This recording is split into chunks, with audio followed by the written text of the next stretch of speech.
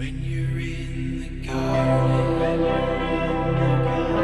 when you're in the garden, seed is everything. En este vídeo vamos a ver algunos conceptos básicos de estadística. Tendremos que determinar qué tipo de fenómeno tenemos. Existen dos tipos: los fenómenos deterministas y los fenómenos aleatorios. Los primeros son aquellos que se puede predecir su resultado antes de que suceda. Por ejemplo, sabemos que si metemos una botella de agua en el congelador, se va a convertir en hielo. Y los fenómenos aleatorios son aquellos de los que no se puede predecir nada seguro. Estos son los que caen en el campo de la aplicación de la estadística. Nos dan pie a la creación de determinados modelos matemáticos que permitan predecir el comportamiento de estos fenómenos. Un ejemplo de un fenómeno aleatorio podría ser el lanzamiento de un dado o la extracción de una carta de una baraja. Dentro de la estadística distinguimos la estadística descriptiva y la estadística inferencial. La estadística descriptiva es la que trata el recuento, ordenación y clasificación de los datos obtenidos de las observaciones. Así se construyen tablas y representan gráficas que nos permiten simplificar la complejidad de todos los datos que intervienen en la distribución. Igualmente, se calculan los parámetros estadísticos que van a caracterizar esta distribución. En esta parte de la estadística no se hace uso del cálculo de probabilidades y lo único que nos limitamos es a realizar deducciones directamente a partir de los datos y parámetros obtenidos. No nos preguntamos si los datos provienen de la muestra de la población o representan a toda la población. Por otra parte, la estadística inferencial plantea y resuelve el problema de establecer previsiones y conclusiones generales sobre la población a partir de los resultados obtenidos de una muestra. Es decir, utilizamos los resultados obtenidos en la estadística descriptiva y nos apoyamos en el cálculo de probabilidades para obtener estos resultados. Necesitamos una serie de conceptos básicos que nos permiten realizar el recuento, ordenación y clasificación de los datos. Población es el conjunto de los elementos que cumplen una determinada característica.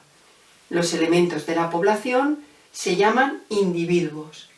Por ejemplo, podemos decir que población es el conjunto de todas las familias de una ciudad.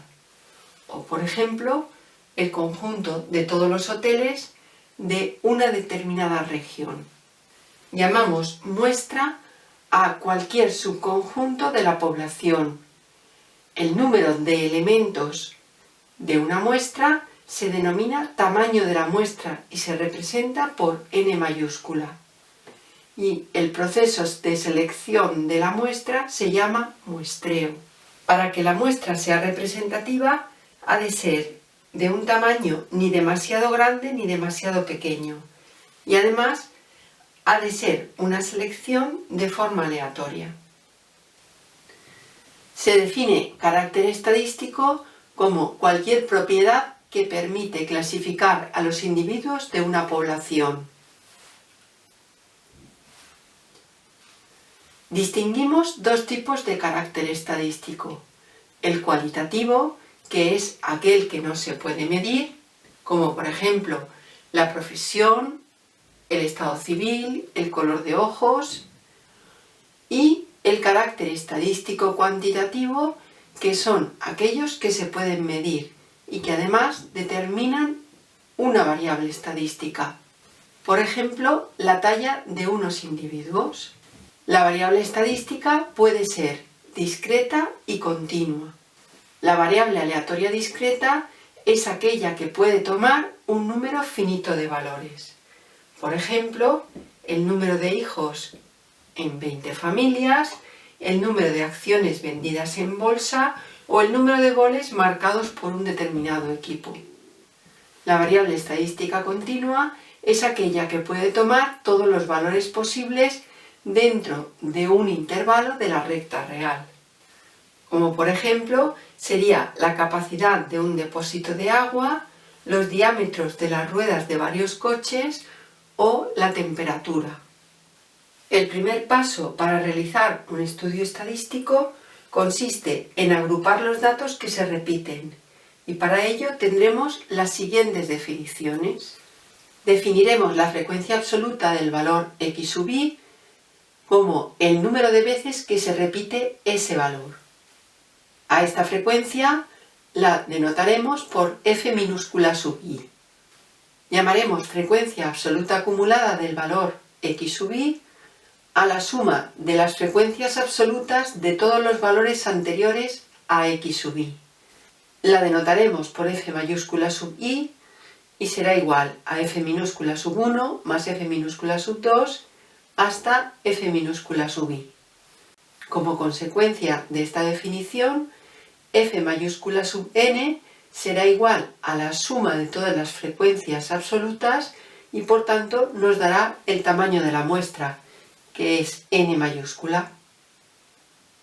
Definiremos la frecuencia relativa del valor x sub i como el cociente entre la frecuencia absoluta de x sub i y el total del número de datos. Es decir, representaremos esta frecuencia por h minúscula sub i y será igual a f minúscula sub i partido por el número total de datos, es decir, por el tamaño de la muestra. Y por último, tenemos la frecuencia relativa acumulada del valor x sub i, que es el cociente entre la frecuencia absoluta acumulada de ese valor x sub i y el número total de datos. La representaremos por h mayúscula sub i y será igual a f mayúscula sub i partido por n mayúscula. También la podemos calcular como la suma de h minúscula sub 1 más h minúscula sub 2 hasta h minúscula sub i. Como consecuencia de esta definición, h mayúscula sub n será igual a f mayúscula sub n partido por el tamaño de la muestra y por tanto ese cociente será igual a 1. El cálculo de f mayúscula sub n y de h mayúscula sub n nos permitirá comprobar que nuestra tabla de frecuencias está bien construida. En el siguiente vídeo veremos cómo construiremos una tabla de frecuencias tanto para una variable discreta como para una variable continua. Y esto nos permitirá poder realizar el estudio estadístico de dicha variable. When you're in the garden.